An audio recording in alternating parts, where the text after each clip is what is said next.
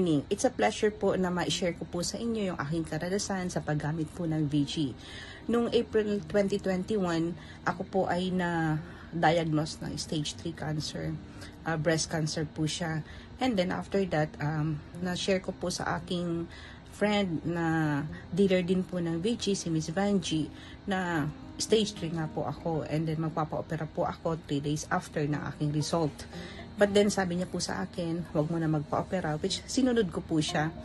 And then uminom po ako ng VG for 20 days na talagang 5 tablets per meal.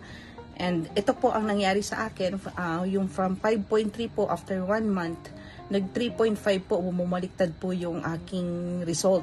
Yung bukol po, from 5.3 to 3.5, lumiit na lang po siya. Now, from then on, from April 2021 to date, ginawa ko na po siyang maintenance.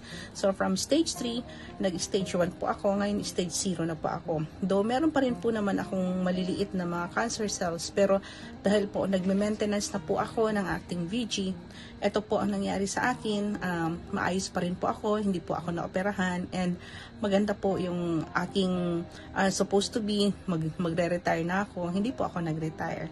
So, ito po ngayon ang aking karanasan na sinishare ko po sa inyo, na ito po ay talagang true to life, na hindi ko akalain na makakasurvive po ako.